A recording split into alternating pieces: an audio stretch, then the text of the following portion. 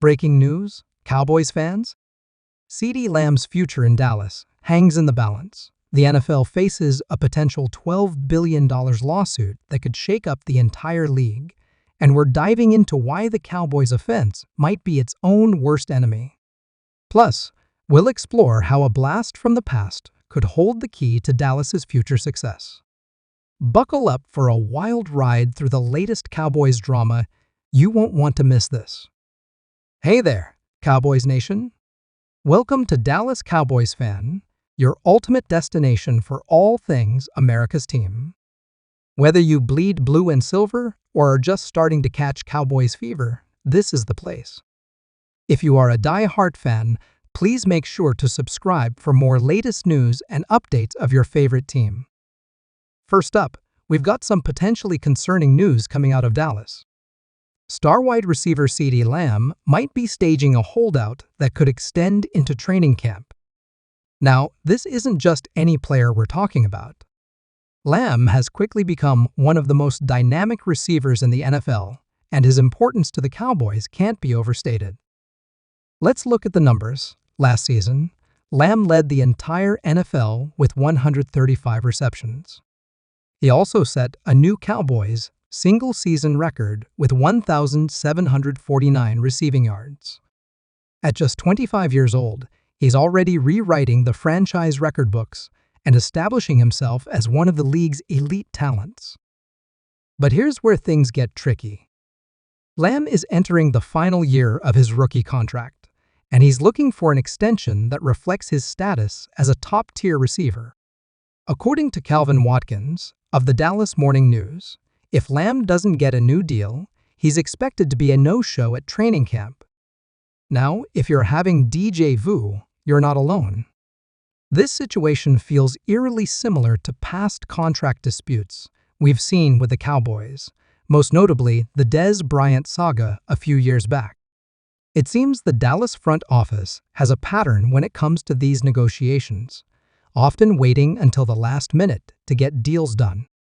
Let's break down the financial side of things. Lamb is set to earn $17,991,000 this year under his fifth-year option.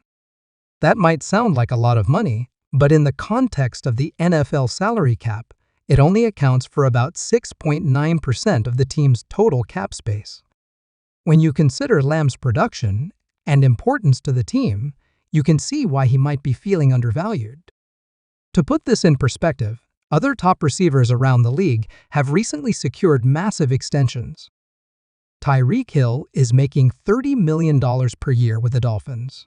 Davante Adams is at $28 million with the Raiders, and Cooper Kupp is earning $26.7 million annually with the Rams. Lamb's camp likely sees these deals and believes he deserves to be in the same ballpark. The NFL's legal troubles and potential salary cap implications. Now, let's zoom out and look at a broader issue that could have major implications for the Cowboys and the entire NFL. The league is currently facing a massive lawsuit over its Sunday ticket package, and the potential fallout could be staggering.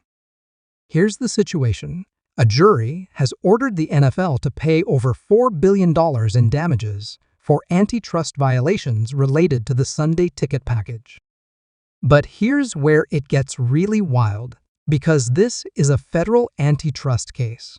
That number could potentially triple to a whopping $12 billion. To put that in perspective, the NFL's total revenue in 2023 was about $19 billion.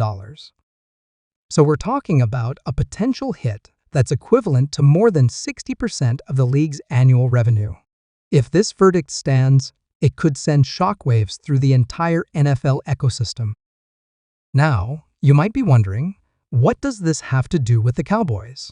Well, if the NFL has to shell out that kind of cash, it could lead to a significant reduction in the salary cap. The salary cap is tied to league revenue, so a major financial hit like this could lead to a cap decrease, or at the very least, slow down the cap growth we've seen in recent years. This could actually work in the Cowboys' favor when it comes to negotiating with players like Dak Prescott. If the salary cap takes a hit, Teams might have less money to throw around in free agency, potentially giving Dallas more leverage in contract talks.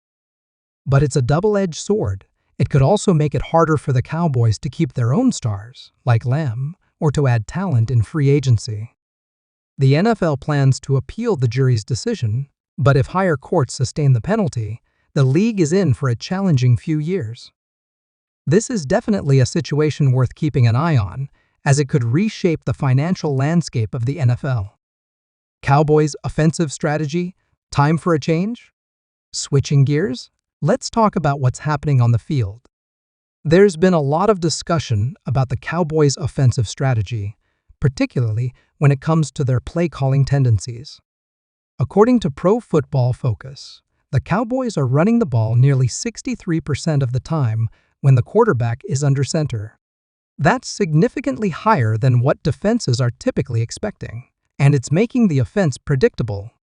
To put this in context, the league average for running plays when the QB is under center is around 50–55%. So the Cowboys are well above that mark.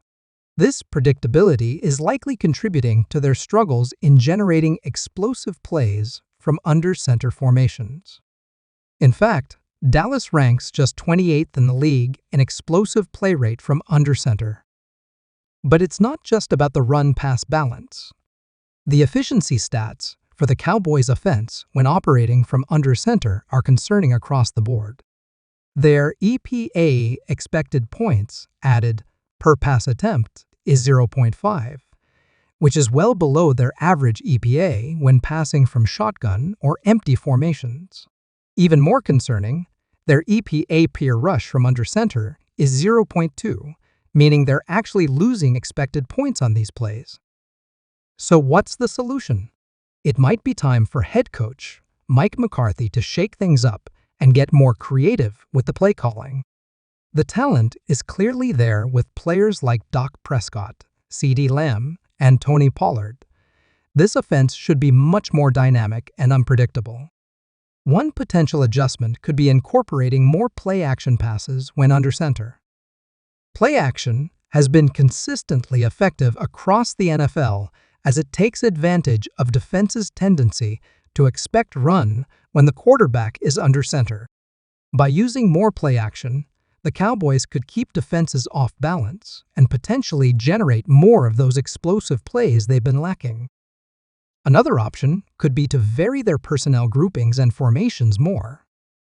By presenting different looks to the defense, they can create mismatches and confusion, making it harder for opponents to key in on their tendencies. Honoring Cowboys history, Jimmy Johnson's long overdue recognition. Before we wrap up, I want to touch on a bit of Cowboys history that's relevant to the team's current situation. In 2023, legendary coach Jimmy Johnson finally made it into the Cowboys' Ring of Honor, and honestly, it should have happened years ago. For those who might not be familiar with Johnson's impact on the franchise, let me give you a quick rundown. Johnson took over as head coach in 1989, inheriting a team that had won just 3 games the previous season. Not only was he tasked with turning around a struggling franchise, but he also had the unenviable job of replacing Tom Landry, a coaching legend who had been with the Cowboys for nearly 3 decades. Johnson's first season was rough. The team went 1-15. But what happened next was nothing short of remarkable. In his second year, the Cowboys improved to 7-9. By his third year, they were 11-5 and won a playoff game. And in his fourth and fifth seasons, back-to-back Super Bowl championships. The turnaround was fueled in large part by Johnson's personnel moves, most notably the famous Herschel Walker trade. Just 4 games into the 1989 season, Johnson traded Walker to the Minnesota Vikings for a treasure trove of draft picks. Those picks were then used to select players like Emmitt Smith, Darren Woodson, and Russell Maryland, key pieces of those championship teams. What do you think about all this news? Do you think Lamb will get his extension before training camp? How worried are you about the offense's predictability? And what lessons do you think the current team can learn from the Jimmy Johnson era? Let me know in the comments below, and don't forget to like and subscribe for more Cowboys coverage.